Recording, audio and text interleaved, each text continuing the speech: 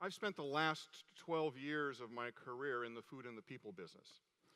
And as you heard, prior to that, I'd spent a big chunk of time in the energy industry, and a big part of that was spent in a unique opportunity I had, really working in diagnosing very, very complex electrical problems for high-performance energy systems. It may not seem relevant to food, but I'll come back to it in a few minutes.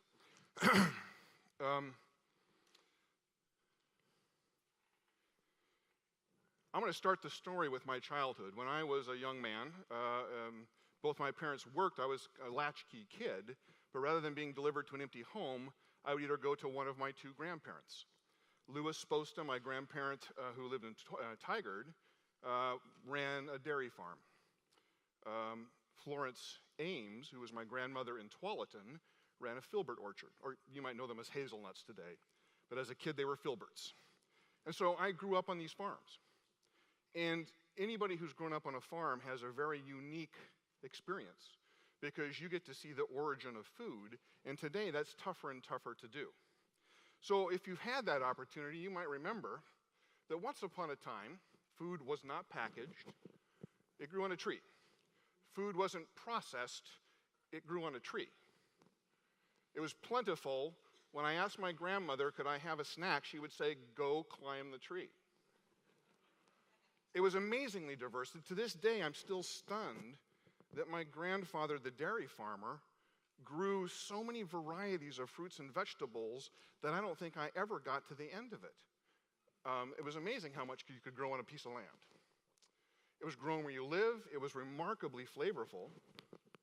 Do you remember those times?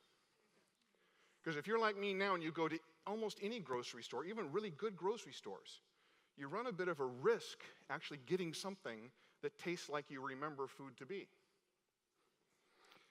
So because of my accountability in food, because of this experience of my youth, I started to ask myself questions when it came to dealing with Burgerville's food system.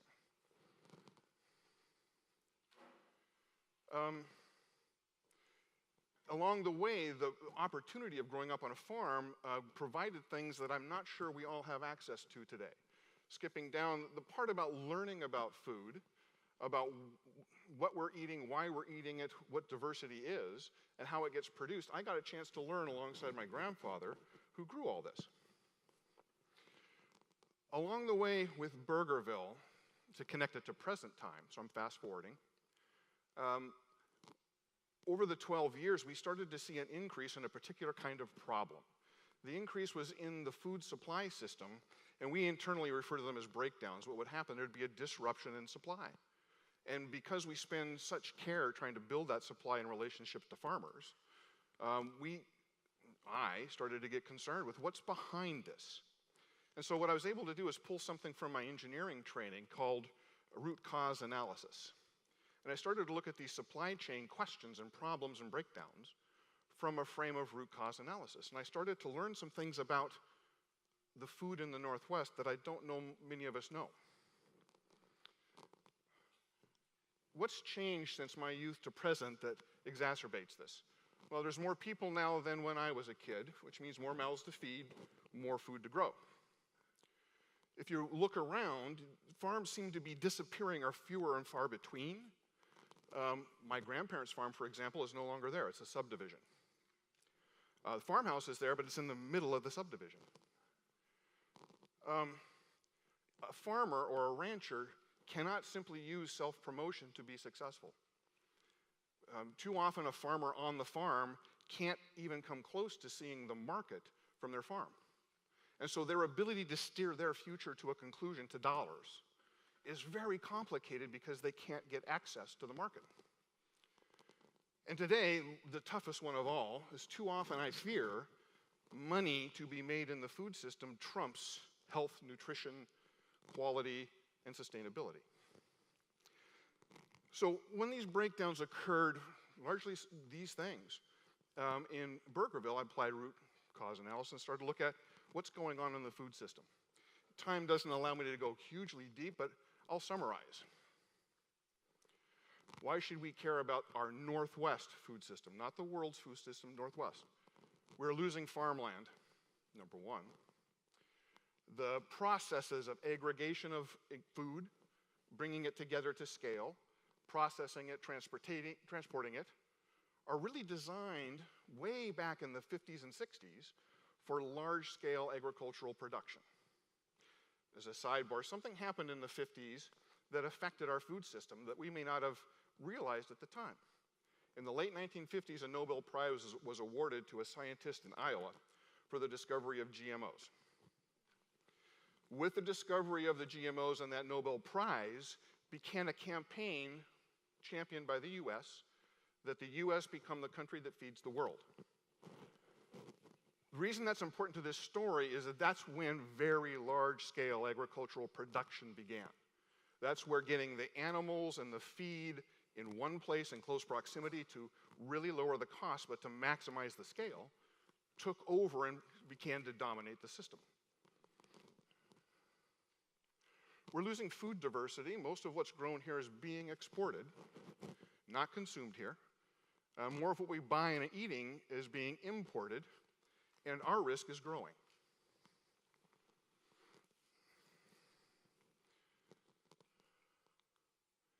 As an example, here's a chart. I know it's kind of hard to see, but I'll try to point it out. This comes from Oregon State University, a data set that truly has tracked the food in production by acres since 1972. And the chart, the light blue that you might be able to see there, I know it's kind of hard, but the concern is the trend. You'll see it's a pretty steady downward slope with a little burps along the way. When I looked at data like this for virtually every crop in Oregon, this is Oregon data, the slope is the same, which says to me we've been decreasing production of almost every kind of food in the Northwest steadily since 1972. Here's the facts that this research and my root cause analysis has really drawn out for Burgerville in summary. We're losing land, and I don't know that we're aware that we're losing land to from food production. Succession's a big problem. How does a farmer retire exactly? And what happens when he does? Processing, that step along the way that takes something from a plant and makes it something in a jar or a can, that processing is very limited in the Northwest and largely oriented to large-scale producers. Just so I keep using that term, large-scale, something over 400 acres. Mid-scale, which is mostly who Burgerville does business with, will be somewhere around 150 to 200 acres. Aggregation, places where you can gather enough food to actually look at a valid distribution system. Transportation, and then education about food and about food systems and growing. All of these things are actually weak or at risk in our Northwest food system. Some data that comes from the research that I've done. Over 57% of US farmers are 55 and older. In the Northwest, that's worse. It's closer to 70. 50 acres of farm and ranch land are lost every hour in the US irrevocably, never to be retrieved. As much as 80% of the agricultural products grown or raised in Oregon are sold out of state.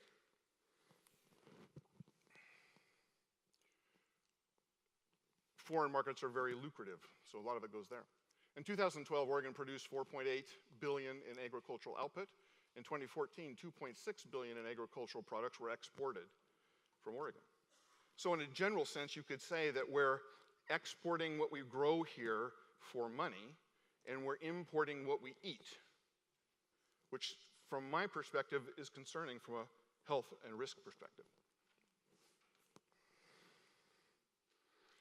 So I asked myself a simple question, and this is getting to the tip of the iceberg, not all of those, that list of concerns. But as an engineer in root cause, I started to ask myself, what if you actually could see more effectively the food system? What it does, how it flows, how the food grows from the land to the markets, could you make more intelligent choices? So I ran a bit of an experiment. I found an organization in Portland called Hack Oregon.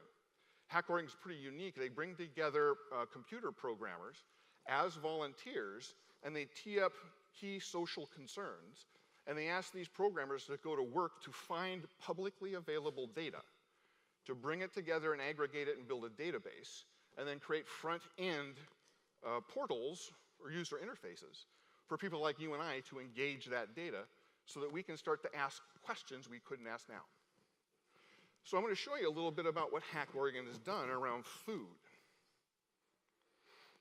This is a map from one of their trial products. It's called the Crop Compass.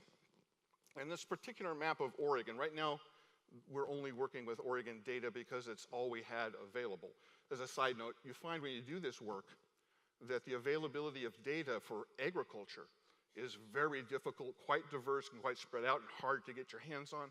None of it's in a common format. But this one in particular was worth, I think, illustrating to you. So this map of Oregon, the blue and various shades of blue are showing the grades of arable land for food production. In a sense, a simple translation was, this is the map that says where should the food be grown, okay? We can also overlay that map with where is the food really coming from, which is that map. It's hard to see, but there's places on that map where you'd go, I'm curious now. In central Oregon, you see a big chunk of blue. Very little food production is coming from that chunk of blue. I'm also curious because I know the Wallowa County quite well. I spend time there. And the dark spot in the middle of that county in the far upper right is the valley. But there's a whole bunch of food coming from the ridges and around the outside, which makes no sense at all because that's very high altitude, rocky terrain. It's not growing terrain. And so right away, this crop compass starts to raise questions about the system that I didn't have before. That's the beginning of innovation. That's the beginning of starting to look at what else could we do. If you had the facts, where's my food grown? How did it get here? How is it processed? How fresh is it? If that was available to you in any store, you'd make different decisions, I believe. Here's a case study for Burgerville. So the way we go about sourcing food is we create a specification. Specification spells out the qualities and characteristics of that food. For every protein we sell, beef, chicken, turkey, fish, everything's all hormone-free, antibiotic-free, humanely treated, traceable to its origins, and sustainably raised. Thank you. I used to think that specification was really the magic. But today I find myself with a dilemma. That specification creates a bigger challenge because it's differentiated food. It actually doesn't fit in the large-scale system. The large-scale system doesn't sell it. Who sells it?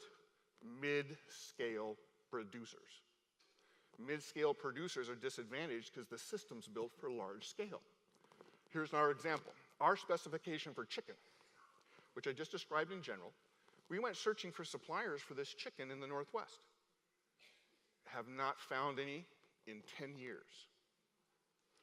We have to go all the way back to Pennsylvania to find anybody who can meet that specification. Same is true with hogs. Same is true with fish. When I was a kid, all of that was here. It was here in high volume, easily to obtain. Now, I'm not a fatalist and I'm not trying to scare anybody, but we're living in uncertain times. If there is a natural disaster, how do we feed ourselves exactly?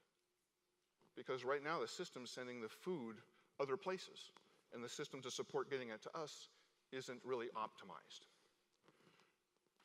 What Burgerville is going to do, and it has been a hard series of conversations, but we're choosing to build our growth on investments in the food system. Because if we don't, we won't have the differentiated food I just described.